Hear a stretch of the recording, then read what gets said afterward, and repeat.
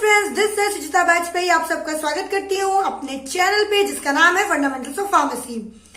और हम पढ़ रहे थे ग्रेविमेट्रिक एनालिसिस में फॉर्मेशन ऑफ प्रेसिपिटेट। हमने पढ़ा था इलेक्ट्रिकल डबल लेयर तक के, हम लोगों ने सारी चीजें डिस्कस कर ली थी कैसे कैसे होती हैं। आज उसी के आगे का हम कंटिन्यू करेंगे जिसमें हम पढ़ेंगे कोएगुलेशन ऑफ कोलॉइड्स कैसे होता है।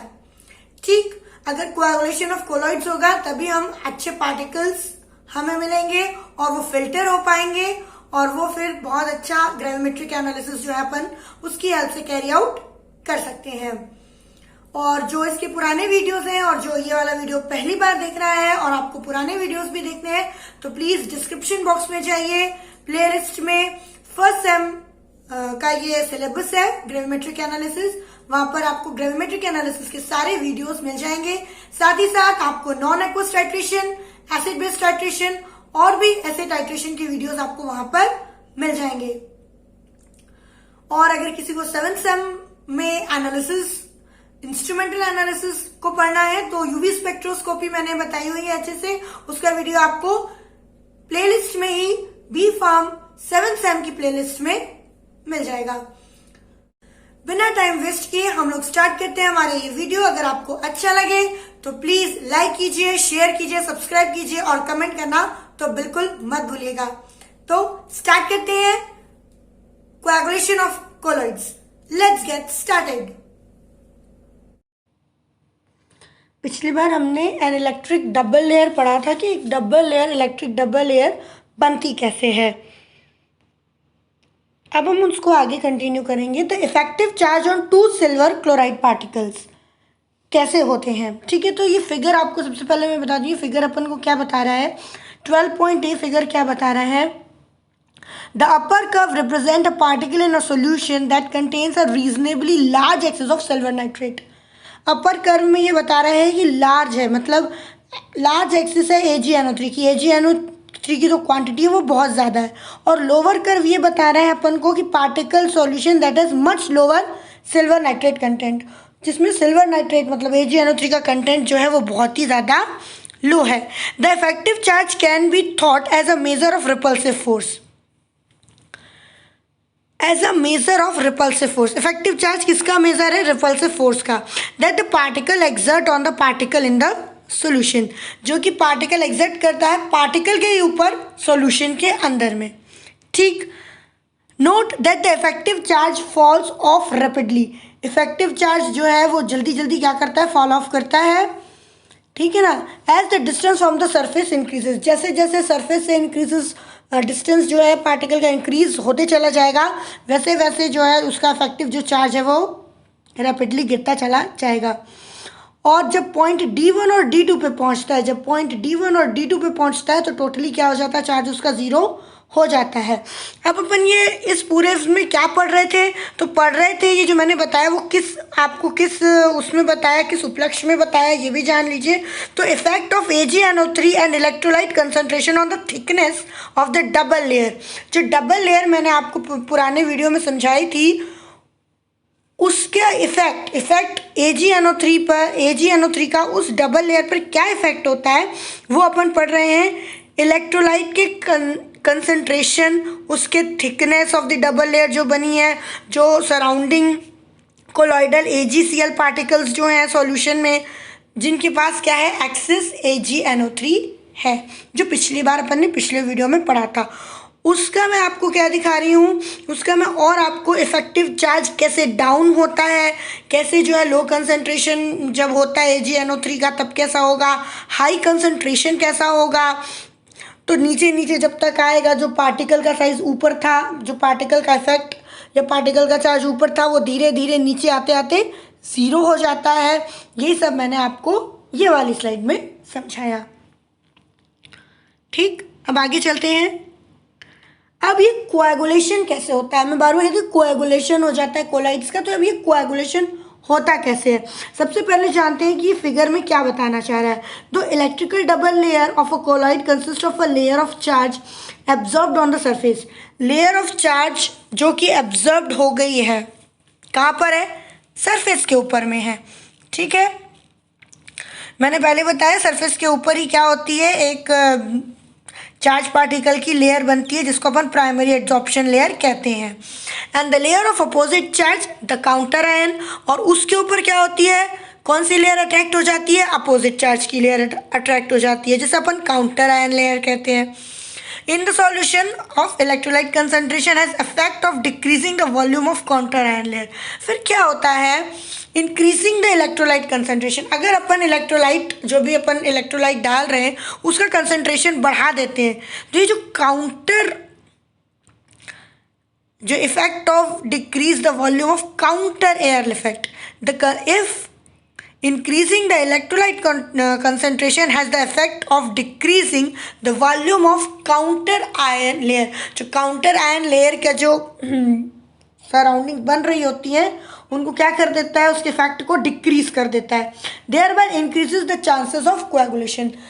इसमें क्या होता है कि कोआगुलेशन के चांसेस जो है वो बढ़ जाते हैं। अगर काउंटर आयन नहीं होंगे तो कोलॉइडल पार्टिकल जो है वो एक में कोआगुलेट होने लगेंगे, चिपकने लगेंगे, ठीक है। तो वो जो है जब अपन इलेक्ट्रोलाइट का कंसंट्रेशन बढ़ाते हैं तो ये हो सकता है। The upper portion of the figure 12.3 depicts the 2 silver chloride ion. यहाँ पे आपको क्या दिखा रहा है, वो 2 सिल्वर क्लोराइड आयन दिखा रहा है, पार्टिकल्स दिखा रहा है, और उसकी counter ion layer they approaches each other in the concentrated silver nitrate just considered. जैसे ही उन्होंने एंटर किया है सिल्वर नाइट्रेट सॉल्यूशन में, तभी उनको कंसीडर किया, मतलब तभी अपन देख रहे हैं कि उनमें क्या क्या है। Note that the effective charge on the particles prevents them from approaching one another. और जो उनके काउंटर आयन है वो एक दूसरे से चिपकने के लिए क्या कर रहे हैं, उनको प्रिवेंट कर रहे हैं, चिपकने नहीं दे रहे हैं। more closely than about 2d1, a distance that is too great for coagulation to occur। और 2d1 बहुत बड़ा डिस्टेंस है, उनका काउंटर आयन ने जो उन दोनों के बीच में बनाया है बहुत बड़ा डिस्टेंस है जिसको पार करना ईजी नहीं, इसलिए कोआगुलेशन नहीं हो पाएगा। As shown in the lower part of the figure 12.3 in more dilute silver nitrate solution। अभी कंसनट्रेटेड में था, अभी मोर डाइल्यूट में आ गया। डाइल्यूट में क्या हुआ, एक दूसरे को अप्रोच कर लिया और अल्टीमेटली क्या हुआ, concentration of silver nitrate further decrease हो गया और the distance between the particle become small enough for the force of agglomeration. और इतना ज़्यादा जो है काउंटर आयन के जो वो था, हमारी कैनोपी थी वो इतनी स्मॉल हो गई, डिस्टेंस बिटवीन द पार्टिकल्स जो है वो स्मॉल हो गया, और फोर्स ऑफ एल्गोमेरेशन जो है अब क्या कर देगा, दोनों को बहुत करीब ले आएगा और एक कोएगुलेट जो है वहाँ पर बन जाएगा, एक कोएगुलेट कोलाइड वहाँ पर बन जाएगा। अगर हम क्या करेंगे, ज़्यादा सिल्वर नाइट्रेट के कंसंट्रेशन को डिक्रीज करेंगे। मैंने पहले ही बताया, अगर आप इलेक्ट्रोलाइट का कंसंट्रेशन बढ़ा देते हैं और सिल्वर नाइट्रेट का कंसंट्रेशन कम हो जाता है तो हमारे कोएगुलेशन होने का खतरा जो है वो बढ़ जाता है, क्योंकि काउंटर आयन ख़त्म हो जाते हैं और दोनों जो पार्टिकल्स हैं, चार्ज पार्टिकल्स हैं, वो एक दूसरे से जाकर एल्गोमेरेट हो जाते हैं, एक कोएगुलेटेड कोलाइड बना देते हैं। अब coagulation of a colloid suspension can often be brought about by a short period of heating, particularly if accompanied by stirring। Coagulation of a colloidal suspension can be often be brought। अपन कैसे coagulation of colloidal substance कर सकते हैं, short period में, यदि हम उसको heat करें और कंटिन्यूसली उसके साथ साथ में क्या करें, स्टर करें, हिलाते रहें। Heating decreases the number of absorbed ion and दस द थिकनेस। हीटिंग डिक्रीज कर देगी जो आपके एब्जॉर्ब्ड आयन है उसको, और उसकी थिकनेस जो है वो डिक्रीज हो जाएगी डबल लेयर की। द पार्टिकल में also gain enough kinetic energy. और हीट प्रोवाइड करने से क्या होता है, उनके पास इनफ काइनेटिक एनर्जी आती है। काइनेटिक एनर्जी आती है तो मूवमेंट आता है, समझ लीजिए। At high temperature to overcome the barrier to close approach imposed by the double layer. और इससे क्या होता है, बैरियर हट जाता है डबल लेयर का, और एक दूसरे को पार्टिकल क्या कर पाते हैं, अप्रोच कर पाते हैं। अब मैं ये बता रही हूँ आपको कि फिगर में क्या बता रहा है। Figure 12.2 effect of AgNO3 and electrolyte concentration, वही वाला फिगर यहाँ पर भी आपको बताया जो मैंने अभी एक स्लाइड पहले आपको समझाया कि इफेक्टिव चार्ज कैसे लो कंसंट्रेशन में एक्ट करते हैं और कैसे हाई कंसंट्रेशन में एक्ट करते हैं। And even more effective way to coagulate a colloid is to increase the electrolyte concentration. और अभी अपन पिछली साइड में ही पढ़कर आए कि अगर अपन इलेक्ट्रोलाइट कंसंट्रेशन बढ़ा देंगे तो भी क्या हो जाएगा, कोएगुलेशन क्रॉस हो जाता है, ठीक है। जो भी पार्टिकल्स है वो एक दूसरे के क्या आने लगते हैं, करीब आने लगते हैं। If we add a suitable ionic compound to a colloidal substance the concentration of counter ion increases. अगर हम उसमें सुटेबल क्या मिला दें, कोई आयोनिक कंपाउंड मिला दें, तो क्या होगा, जो काउंटर आयन जो लेयर बनाते हैं वो क्या हो जाएंगे, increase in the vicinity of each particle, और विसिनिटी में ईच पार्टिकल के वो काउंटर आयन क्या हो जाएंगे, बढ़ जाएंगे। ठीक है। As a result the volume of solution that contains sufficient counter ion to balance the charge of the primary adsorption layer decreases. तो जो काउंटर आयन जब ऊपर बन जाएंगे तो चार्ज जो रहेगा हमारी प्राइमरी एब्जॉर्ब लेयर का वो अपने आप क्या हो जाएगा, कम हो जाएगा। And the next effect of adding an electrolyte is the shrinkage of the counter ion layer. और फिर जब अपन ऐड करते हैं तो सिर्फ उसका एक ही मतलब होता है कि ये जो काउंटर आयन की लेयर है वो डिक्रीज हो। ठीक। And the particles can then approach one another more closely and agglomerate, और पार्टिकल्स एक दूसरे के करीब आए और क्या बनाए, एल्गोमेरेट बनाए। अब हम इतना ये कोआगुलेशन क्यों पढ़ रहे हैं, क्योंकि अपन को प्रेसिपिटेट अच्छा बनाना है और घसा हुआ बनाना है। छोटे छोटे पार्टिकल्स नहीं होने चाहिए, लार्ज पार्टिकल होना चाहिए जो कि फिल्टर हो सके। इसलिए हम ये चाहते हैं कि काउंटर आयन लेयर हटे और दो जो पार्टिकल्स हैं वो एक दूसरे के करीब आए और एक लार्ज पार्टिकल में कन्वर्ट हो जाए। तो आज यहीं तक के, नेक्स्ट स्लाइड में आपको नेक्स्ट वीडियो में समझाऊंगी, तब अपन इसे और आगे प्रेसिपिटेट फॉर्मेशन को पढ़ेंगे। होप आपको कोएगुलेशन ऑफ कोलॉइड समझ में आ गया होगा, और अगर आपको कोई डाउट है तो प्लीज कमेंट बॉक्स में अपना डाउट जरूर लिख के भेजिए, मैं क्लियर करने की कोशिश करूंगी। और अगर ये वीडियो अच्छा लगा है तो प्लीज लाइक कीजिएगा, शेयर कीजिएगा और सब्सक्राइब कीजिएगा। इसके आगे का जो पार्ट है हम नेक्स्ट वीडियो में कवर करेंगे। Thank you for watching.